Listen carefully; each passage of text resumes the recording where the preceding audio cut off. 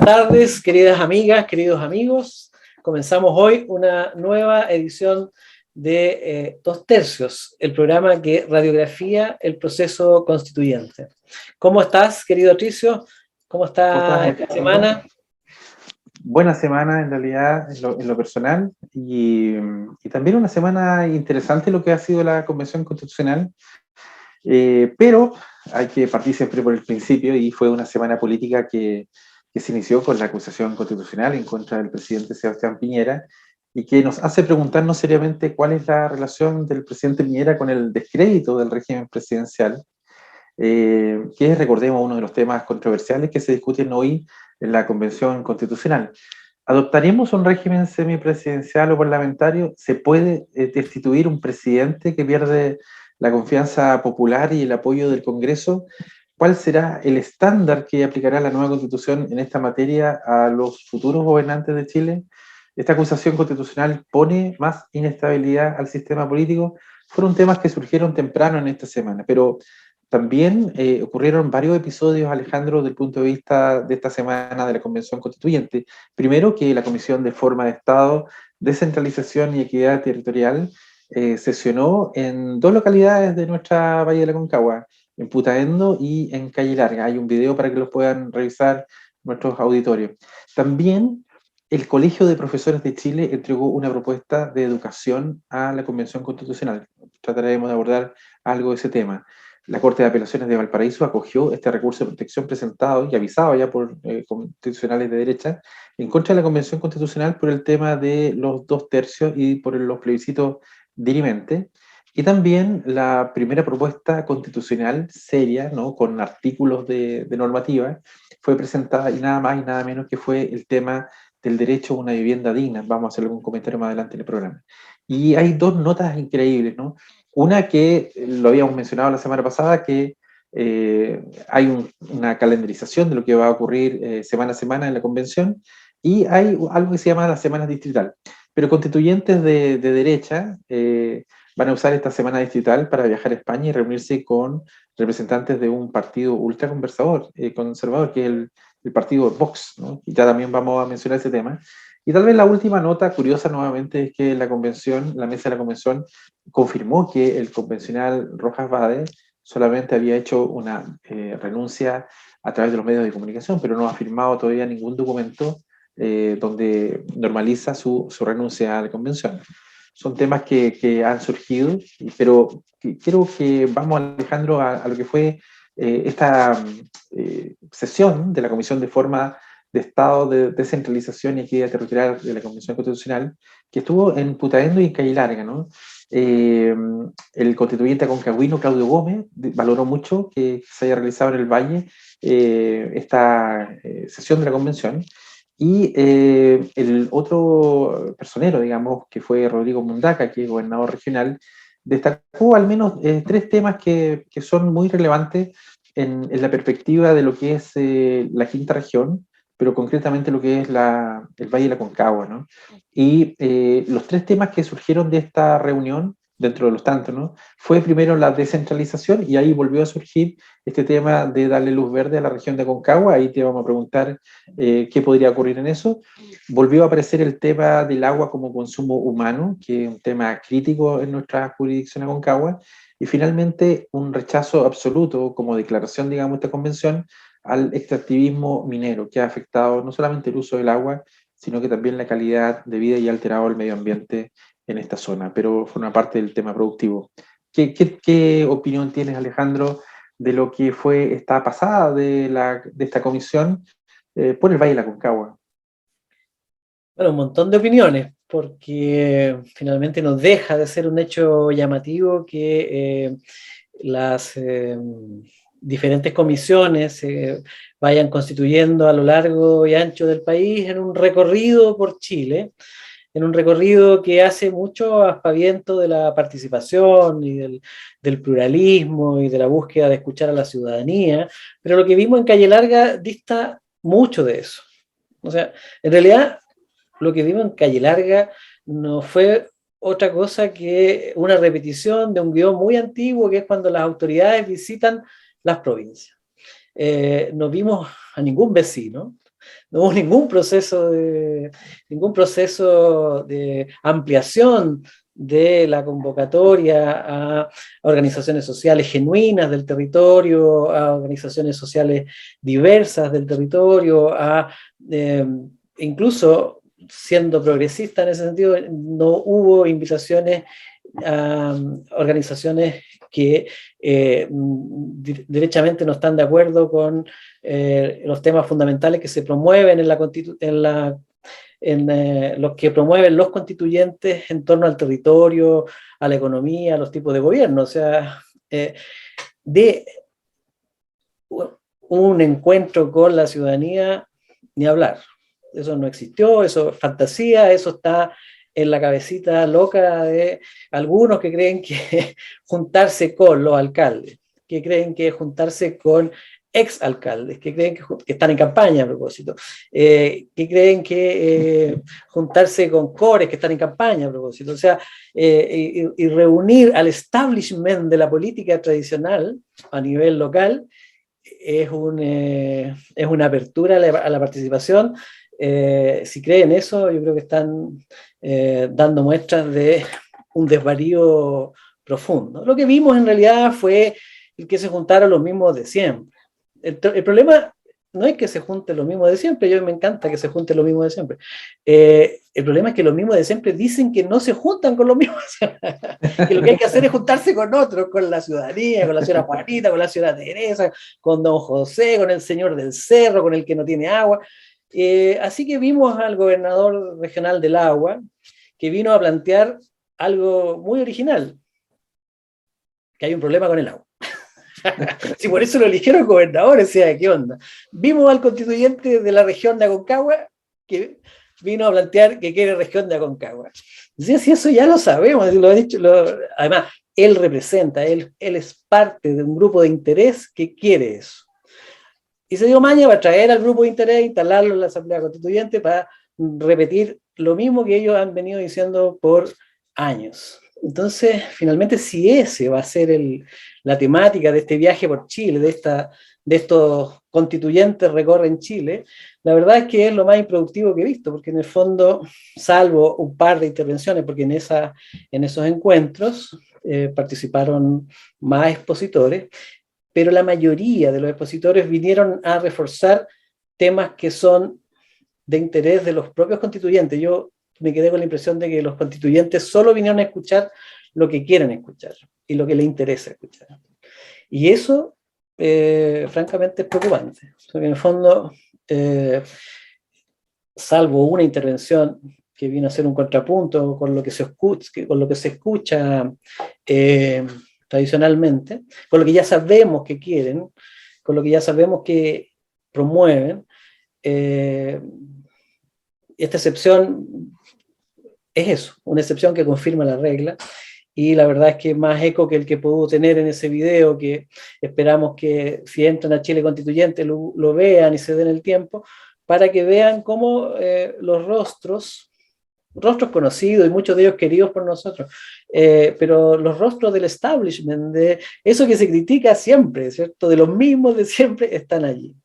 Y se confirma la regla de que muchos de estos encuentros son, en el caso de Calle Larga, son guiños para que algunos que están en campaña aprovechen espacios de visibilidad y se conecten con supuestamente este sentir mayoritario que existe en torno a la Asamblea Constituyente. Así que mucho al debe con estos encuentros. Me había gustado encuentros donde efectivamente los constituyentes se atrevieran a encontrarse con gente como nosotros, porque tienen un punto de vista claro, sí. y que tienen un punto de vista bastante fundado sobre muchos temas, pero que bueno, no hay cómo, salvo a través de estos espacios, plantearlos. Pero no hay cómo plantearlos allí porque lo que quieren escuchar son otras cosas. Así que, next, yo diría, no hay mucho, o sea, la verdad, siendo así, genuinamente bien intencionado, la verdad es que no surgió absolutamente ningún tema nuevo, salvo la inquietud por estos tipos de participación. Y en eso nos quedamos con más inquietudes que con novedades. Ya. Hablemos algo de fruta. Hablemos de naranjas, de naranjo, de la acusación constitucional de Sebastián Piñera y también de la crisis del modelo presidencialista. A propósito de la maratón de lectura de Jaime Naranjo, que terminó con la aprobación por parte de... ¿Serás tú, Naranjo? Ese Naranjo. Ese mismo. Me negarás 3 veces, Naranjo. Y a propósito de que la Cámara de Diputados aprobó esta acusación constitucional del presidente Piñera, situación que finalmente se va a resolver a través de votación de quórum de 2/3 en el Congreso, en el Senado. Me acordé de un artículo periodístico llamado La República de las Naranjas Falsas, ¿no? En alusión al episodio cómico, tú te acordarás, Alejandro, cuando se realizó en el año 2018 una cena en el Palacio de la Moneda en honor de Pedro Sánchez, que en ese tiempo era presidente de España y que llevó la decisión de colgar con alambre muchas naranjas en los naranjos del patio y los naranjos de las monedas, ¿no? Algo recuerdo. ¿Cierto? Bueno, esa imagen quedó ahí, ¿no? Superando toda explicación, todo detalle freak, ¿no? Aquello tal vez tiene que ver con la renuncia del sentido común o con el abandono de cualquier lógica que no sea la del espectáculo, pues esas naranjitas colgadas de un alambre es un signo que quizás sintetiza todo lo que está pasando hasta el día de hoy en la moneda, ¿no? Están ahí la impostación, que lo hemos hablado acá en el programa, la falsedad, la gravedad, las palabras vacías, el peso de la noche, como decía Diego Portales, la arrogancia, una arrogancia intelectual, la necesidad de que el espectáculo siga. Pero tal vez lo más relevante, Alejandro, es que hoy en día se está conversando, independiente del presidente, se está conversando de lo que es el presidencialismo en Chile.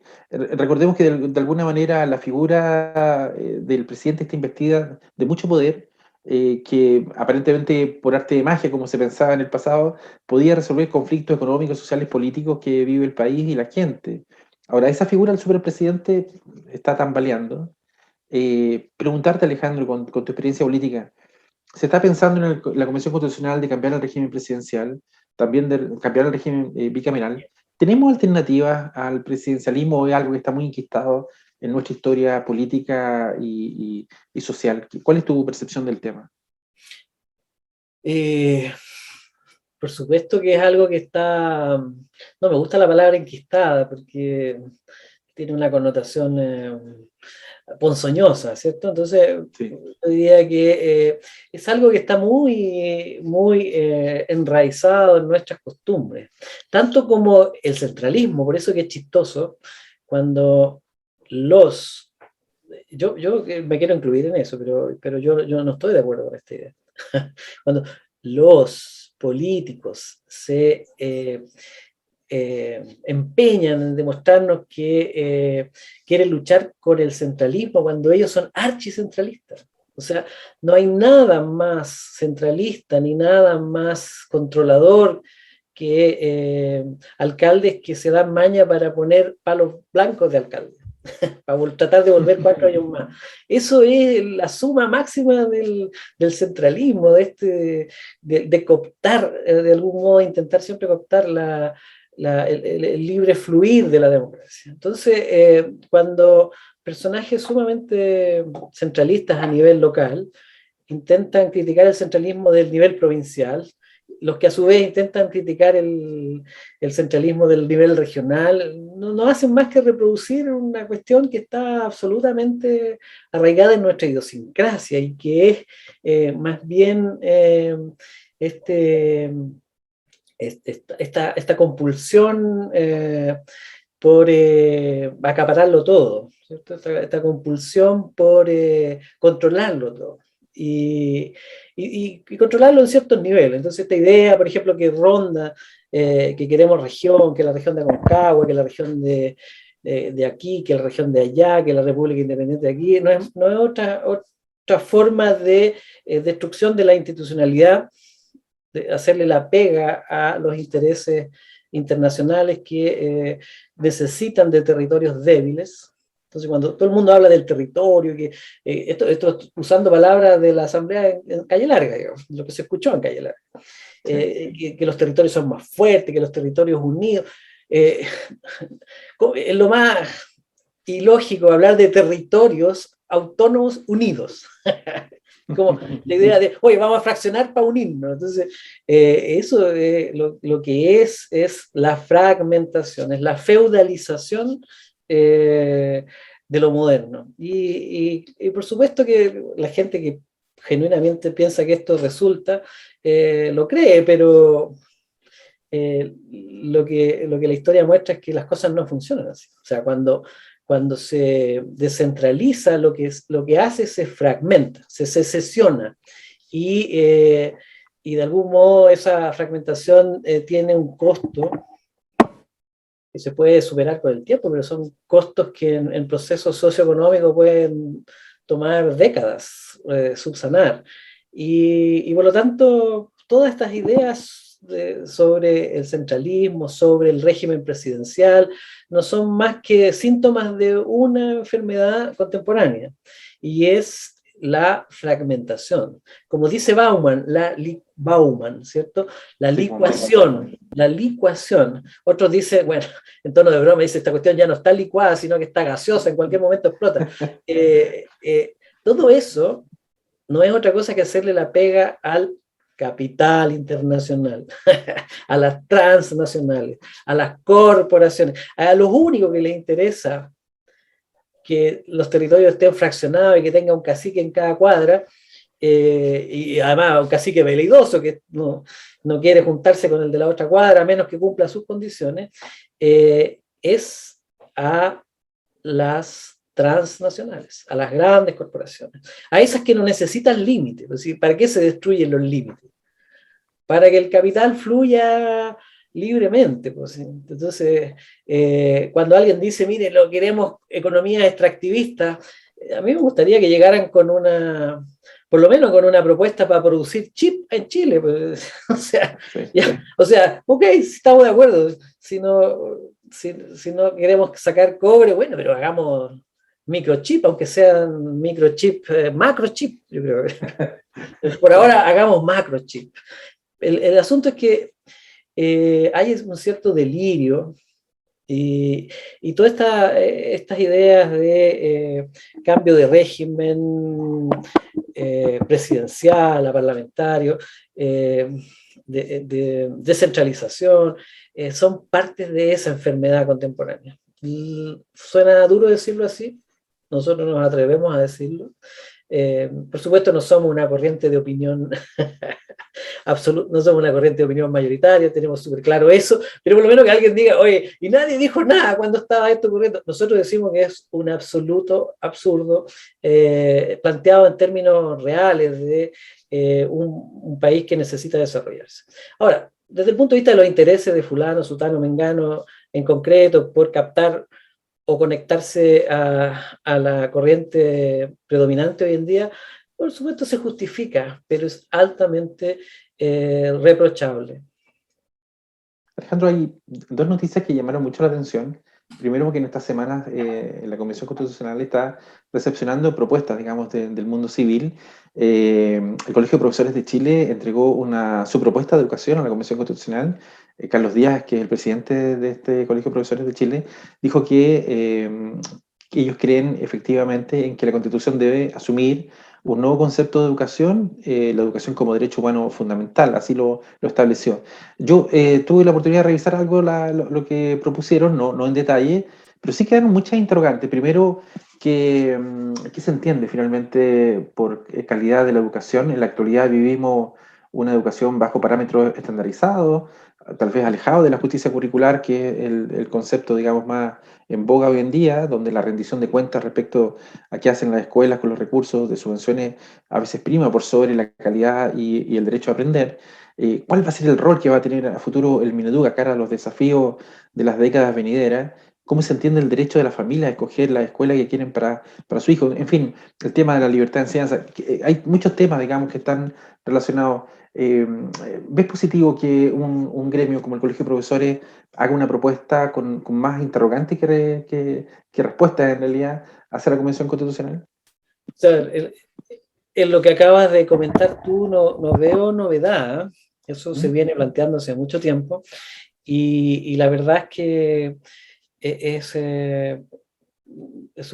visto así, es una propuesta muy genérica. Y como las propuestas genéricas suelen ser ambiguas, yo diría que hay demasiado espacio para interpretaciones de todo tipo. En el fondo, la educación en Chile ya es un derecho. La gratuidad universitaria es un derecho para casi el 60% de, digamos, para el 60% de la población, para los 6 primeros deciles socioeconómicos, y podría seguir ampliándose. Yo creo que esa idea de que se amplíe hacia el 90%, incluso hacia el 100%, incluso si se educa a las familias más ricas, eh, también podría ser positivo en términos de que lo que prima es el derecho y no una exclusión, como se llamaba hace 10 años atrás o 15 años atrás, positiva. estas segregaciones positivas. Era una manera de decir, oye, tenemos que hacer esta excepción porque es beneficioso. Porque finalmente se podría asentar el derecho. Pero la verdad es que la justicia social se hace en el aula. Yo en eso soy un absoluto convencido. Todos los discursos rimbombantes sobre los derechos en educación chocan o se vuelven nada si es que en el aula día a día no se lucha porque los niños que están allí, en esas aulas concretas, en esas aulas reales, reciben la mayor cantidad de oportunidades de aprender. Estamos hablando de que en Chile hay 3.500.000 estudiantes en las escuelas, estamos hablando de más de 11.500 escuelas, estamos hablando de más de 100.000 aulas, son 100.000 salas de clase donde eso está ocurriendo todos los días. Entonces, todos estos discursos son grandilocuentes en términos de un sueño, de una visión, pero la realidad es urgente. Y yo diría que adheriría, creo que así está bien dicho, Sí. a cualquier propuesta que pusiera el aula como la primera prioridad. Y la verdad, yo diría que hasta un momento en la historia reciente del país que eso estuvo a punto de alcanzarse, pero hoy día ya estamos lejos del aula de nuevo. Así fue como de algún momento intentar tocar el cielo de la educación, y el cielo de la educación tiene que ver con preocuparse de verdad de lo que pasa en la sala de clase. Así que por ahora creo que es parte de decir lo que todos quieren decir y todos quieren escuchar. La segunda noticia que yo te comentaba respecto a la Convención Constitucional que está recepcionando aportes, digamos, de la ciudadanía civil. Roberto Vegas, que es un convencional de Renovación Nacional, dio a conocer una propuesta que hizo un conglomerado transversal, digamos, la convención. Ellos llaman a poner el primer clavo. Ellos tienen la siguiente idea. Dice que durante mucho tiempo se ha hablado que la Convención Constitucional está construyendo una nueva casa, digamos, en la metáfora de esta nueva constitución. Pero dice que para construir la casa hay que comprar materiales y lo principal para partir es poner el primer clavo. Entonces, ellos dicen que su primera propuesta de normativa, de artículo constitucional, es la siguiente, que establecen el derecho a una vivienda digna, ¿no? Entiendo que tú trabajaste algún tiempo en el área, digamos, de vivienda y de urbanismo. ¿Y qué te parece que, de verdad, la primera propuesta con 4 incisos sea, y te la leo rápido, dice: los chilenos tienen derecho a una vivienda digna y poder participar de las decisiones que influyan en los procesos de desarrollo y planificación de las comunas en las que habiten, y la ley determinará y regulará los mecanismos para hacer efectivo esta facultad? ¿Qué opinión te merece que este sea simbólicamente el primer artículo que recibe esta nueva constitución? Más de lo mismo. Lo que yo agregaría para que esa frase fuese novedosa es que los chilenos tienen derecho a contar con una administración pública en vivienda que garantice que van a acceder a la vivienda. O sea, tienen derecho a contar con organismos públicos para la vivienda eficientes, efectivos, y que no solo hagan todo lo posible, sino que hagan realidad ese derecho. O sea, mira, se entiende que todos estos derechos son declaraciones vanas si no existe un órgano o órganos que lo materialicen. Y el problema de Chile, para mi gusto, aparte de esta embriaguez con las ideas, que ya hemos hablado harto, pero ya llegará el momento de componer de componer la caña en este sentido. O sea, la hora de la sobriedad llegará. Y cuando llegue esa hora, lo que se necesita es que se tengan herramientas, instrumentos, órganos capaces de materializar las afirmaciones que hicimos durante la fiesta. Pues. Entonces, hoy día estamos de fiesta, estamos lanzando ideas, pero en materia de vivienda lo que se necesita es que se materialicen las obras. Y como ya no recuerdo cuántos años trabajé en vivienda, pero me recuerdo muy bien, y quienes nos conocen pues, se recuerdan muy bien, que en algún momento la vida de un comité era o sea, el mínimo para esperar una vivienda eran 5 años. Entonces, en comité, 5 a 8 años, ¿cierto? Razones hay muchas, pero la mayoría tienen que ver con gestión, ¿cierto? Y capacidad de los propios órganos del Estado de gestionar más. La manera en que se construye una política que se sabe de antemano que va a fracasar, porque, por ejemplo, como ocurría y sigue ocurriendo, no hay suficiente cantidad de empresas que sobrevivan a la política de vivienda y además construyan la cantidad de vivienda que se necesita. La mitad de las empresas se mueren antes de lograr siquiera surgir y lo que ocurre es que quedan muchos proyectos votados y se demoran. A eso me refiero cuando lo que importa son los brazos para materializar los derechos. Y hasta aquí he escuchado a pocas personas y casi ningún constituyente que hable de este tipo de cosas. Nadie habla de los brazos, todos hablan de las ideas. Antes de iniciar el programa, Alejandro, comentábamos ciertas notas freak, entre ellas la interrupción que vivió una convencional constituyente cuando estaba haciendo una declaración de prensa por parte de una asesora de otra convencional constituyente, pero también tal vez la nota más freak es la que ocurrió esta semana cuando los convencionales Teresa Marinovich, Rocío Cantuaria y Martín Arrau informaron a la presidenta Elisa Loncón sobre su viaje a España para reunirse con representantes del partido ultraconservador Vox, ¿no? Esto durante la semana distrital. Ellos dijeron que en su semana distrital ellos la iban a realizar, pero en la ciudad de Madrid, en España. Y este Vox, este partido político, tiene una ideología bien compleja, bueno, ligada a la ultraderecha o a la extrema derecha, ¿no? Hablan sobre la defensa de la nación española, la recuperación del protagonismo internacional, la regeneración de la política, la abolición de la autonomía, el establecimiento de un poder judicial independiente, la promoción de la cultura de la vida y la familia, hay elementos antifeministas, hay reivindicación de valores tradicionales, hay un rechazo al aborto, tienen propuestas de un carácter liberal muy extremo, en fin, se caracterizan por un nacionalismo, por reaccionar hacia el cambio cultural. En fin, es un partido bien complejo, pero representantes de nuestra Convención Constitucional van a otro país a reunirse con otro partido político. ¿Es para reforzar sus convicciones acá en Chile para esta nueva constitución o para otros fenómenos que están ocurriendo, por ejemplo, lo que está ocurriendo hoy en día en la zona de la Araucanía? ¿Qué lectura das tú a esta reunión de convencional y constituyente con este partido de ultraderecha español, Vox? Bueno, yo creo que ellos tienen otra noción de la descentralización, así como algunos piensan descentralizar, qué sé yo, trayéndose el timbre de la región para para la casa, otros ya hace rato renunciaron al timbre de la región o del país, son parte de una comunidad más grande. Y yo simplemente creo que este es el último, o sea, este último caso es ese tipo de situación, cuando la gente se siente parte de un barrio más grande, ¿no? Y ya lo dije hace unos minutos atrás y lo hemos repetido insistentemente.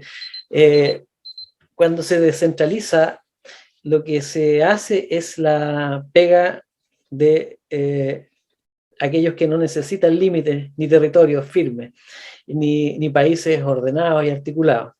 Y por lo tanto, probablemente en este caso, eh, estos convencionales son más francos en este análisis nomás. O sea, dice, bueno, si esta cuestión funciona a nivel internacional, los que rigen los destinos y los que mueven todo esto hilos están operando a nivel global, así que aquí nos vamos a andar peleando por 3 o 4 provincias, peleémonos por el continente entero nomás, pues sí, es lo mismo que hace el MEO en todo caso con su plataforma políticas de izquierda, digamos. Finalmente son diferentes niveles de un mundo fragmentado que sirve a los intereses de los fragmentadores de mundos. Eso es. Así que, como siempre, se nos acabó el tiempo. Lamentablemente no podemos profundizar tanto en estas ideas, pero hemos hecho bastantes confrontaciones como para generar más de alguna idea divergente. Lo que se agradece en estas épocas de mareas monótonas y de algún modo uniformes. Que les vaya muy bien, Muy a bien. cuidarse, el coronavirus sigue vivo y nos vemos la próxima semana. Saludos. Chao Alejandro, que estás muy bien. Chao, que esté muy bien.